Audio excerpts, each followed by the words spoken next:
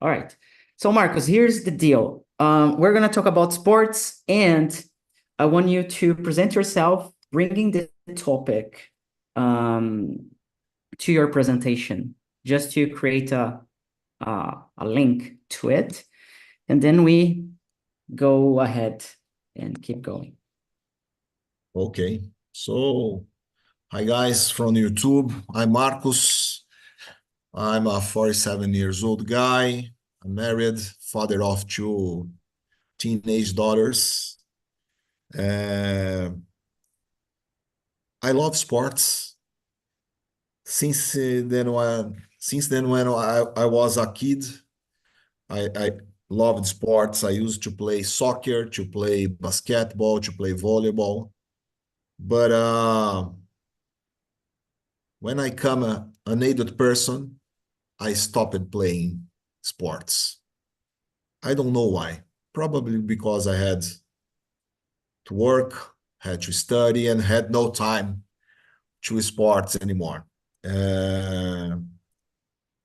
But I keep following the sports on TV, following my soccer team. I'm a fan of São Paulo. And when I was around my 30s, I met some guys from work, my colleagues, who used to play tennis. And I said, okay, let's try tennis. And I love to play tennis. Since then, tennis is one sport I've been following. Do you practice a lot? I've practiced in the past. Actually, I don't practice anymore. Between 2004 and 2010, I lived in Brasilia in three Basically, different condos. Goga era. Yes, Guga era, Rafa Nadal beginnings. Yeah, They start off Roger Federer too. yeah. And in that time that I was living in Brasilia, I lived in three different condos, and there were tennis courts in each of them. So it was easy to practice. Then in 2010, I moved back to São Paulo, and there were no courts where I was living, no friends to practice, and then I stopped. But I still love to watch a tennis play. I I I, I have the patience to follow a play for 3, 4, 5 years if it's necessary. I love the game. I love the mental part of the game because tennis Strategy, right? is a strategy. You are alone. Your team is on the courts. They are looking to you, but they don't can talk to you. You you can scream them, and they can't answer to you. It's Yeah, you against you. yeah, So yeah. I love this game. And to finish my presentation, at the beginning of the pandemic, uh, I realized I I need to change this because as I said, I was no practicing any sport and I didn't had any physical activity. But I used to work at an office. So I walked a little. I walked from the parking to my office, from the office to the restaurant. And at the pandemic, we stopped all this, stayed at home. Yeah. And I started to gain weight. And I realized, oh, I will not see my daughters come to college if I keep going this way. So I Yeah. start to do something. And I started riding a bike at home. And for a year and a half, ride 3 to 4 times a week, paying attention to my diet. I could lost almost 20 kilos and felt great about this. But at the end of this time, I got injured by COVID. I had to go to the hospital, spent a week at hospital. And when the doctor was releasing me, she said, "Oh man, you lost 5 kilos this week." And I remember our conversation. I answered her, "Oh, this is the first great news I have this week. 5 kilos is exactly what I'm looking for to lose." And she replied, "No, man, that's a terrible news. You are 45, and this 5 kilos is 100% muscle. You have to get this muscle back." Okay, what should I do? Start eating whey protein? And she said, "No, man, I have no idea about your diet. You have to go, first of all, you have to go to a gym. You have to weight lift, start weightlifting. Then you go to a Nutri, I don't know the right Nutri. name in English. A Nutritionist. Nutri, yeah, nutritionist, thank you. You go to a nutritionist and she will prescribe you a diet, but all you need is to go to the gym." And I said, "Okay, I never saw myself in a gym, but I will follow you. This week was a turning point for me. So if you are telling me that I have to go to the gym, I go to the gym." Then I started training at home. I bought a dumbbell of 1 kilo, trained for 2 weeks. Oh, okay, 1 kilo is okay. I bought a new pair of dumbbells from 2 kilos, started training, and then I get my back injured. And then I realized, oh man, if I if I can't deal with 2 kilos, I will not be successful in this way. So I hired a personal trainer, went to the gym. This guy turned it to my best investment in this year. Actually, he's a great friend, and I can't see myself going to the gym anymore. I go to the gym 5 times a week. Great. And when I can't go, I miss the practice. It's on your routine already. Yes, it's my routine, and you talk in a great point.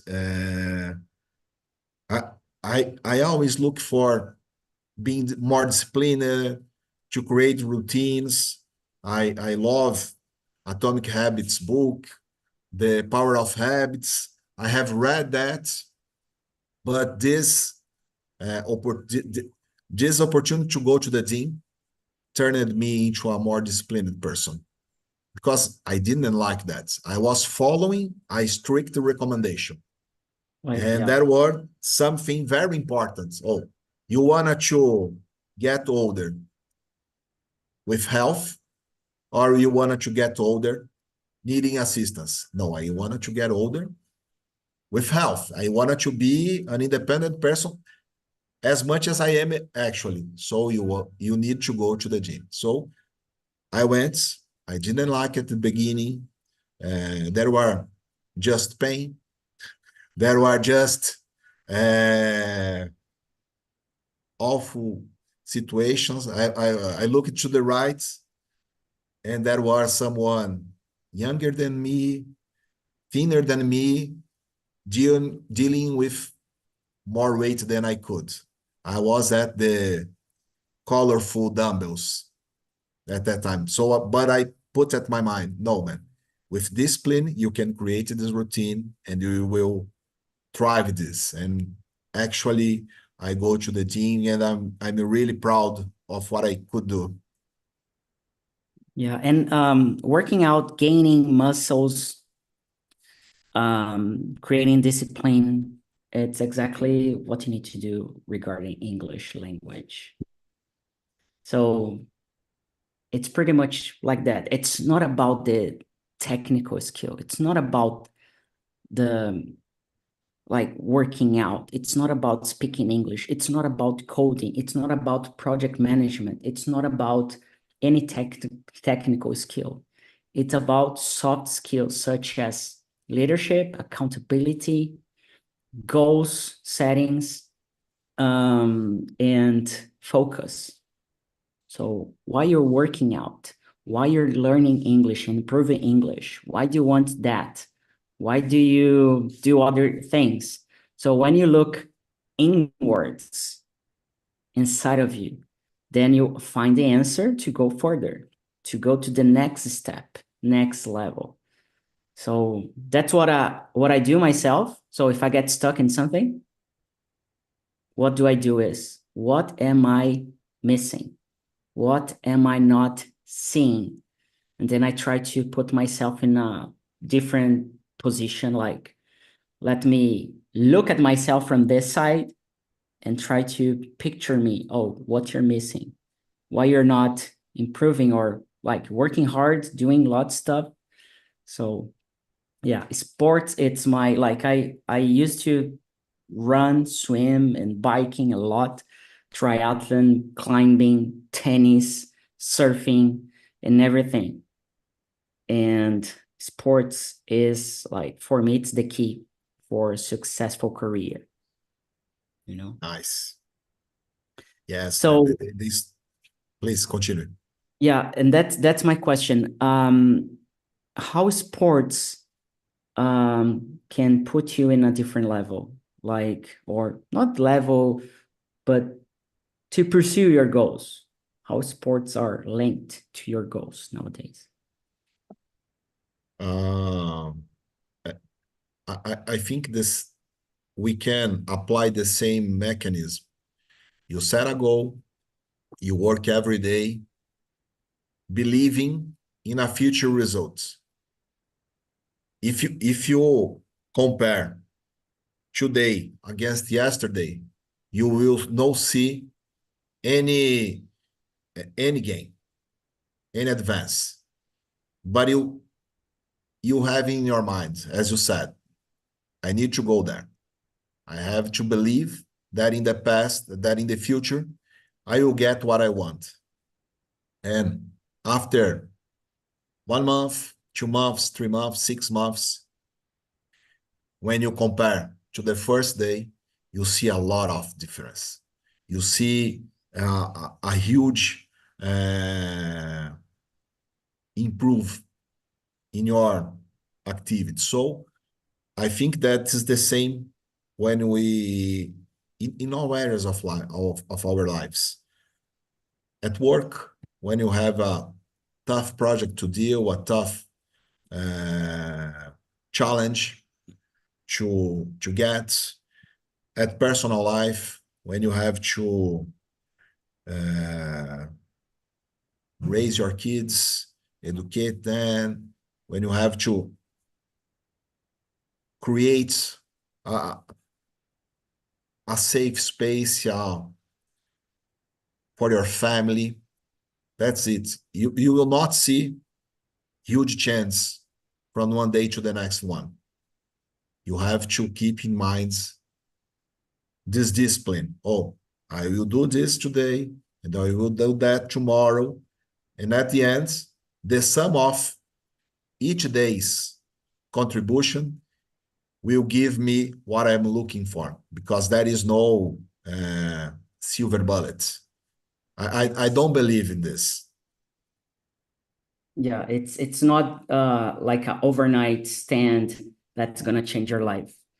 It's something that, like, you work from time to time, so you keep in touch. It's like talking about fluency in languages. It's just like that. You do not Yes. wake up and, oh, now I'm fluent. There's no such a thing. So you keep doing things, you improve, you make money, you change your job, you change your life, you achieve your Yes. dream, but you're not gonna feel, oh, I'm fluent. Like, I know I'm fluent, but from time to time, someone questions me, oh, are you really fluent? And then in the beginning, I was like, oh, am I really fluent? Who told me that? I am telling myself for the Yes. past almost 15 years, since 2010, 2011. So who did tell me I am fluent in Spanish? Just myself.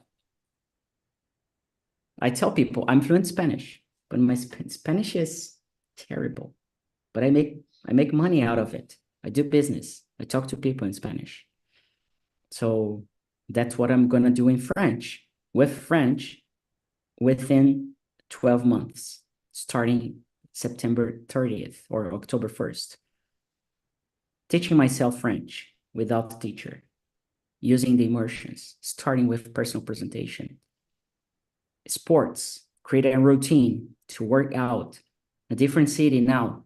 So takes time to adapt, to settle in, you know. So that's pretty much. That you talk about someone interesting, something interesting. Sometimes we have to believe in ourselves. We have to know to stop looking for someone's approval and believe in what we do. And that's part of the journey in Yeah. sports, in English fluency, in everything we do. Because our parameters are different. What you consider a level of that makes you turns you into a fluent person probably is different from someone else. But as you said, you can talk your Spanish, you can do business in Spanish, you can make money in Spanish. Changing my life in Spanish. Yes. So this is important. This is fluency. Yes. Oh, but you are not perfect. Okay, I'm not perfect. That is not my natural language. I'm a Yeah. Brazilian Portuguese speaker. I'm not in Spanish. I'm not a English speaker. I'm not a French speaker. But I can communicate myself. I can express my ideas in all this language. So I think I'm fluent. Great.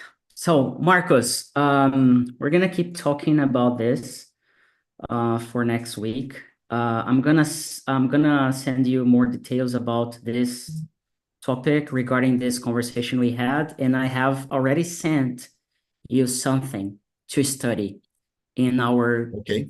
complete English course. You have the steps throughout the Speedy Fluency program, fluency speed training, and we're gonna talk privately on WhatsApp about it. But well, just because our time is over and I have another meeting right now coming up, and yeah, that's pretty much. Okay. All right, so I'll send you more details on WhatsApp and we keep in touch. And yeah, good talking to you. Good to talk. Perfect. Good talk, man. Thank you so much. So see ya. Hope to Take see care. you next week. Bye bye. Bye bye. Great day.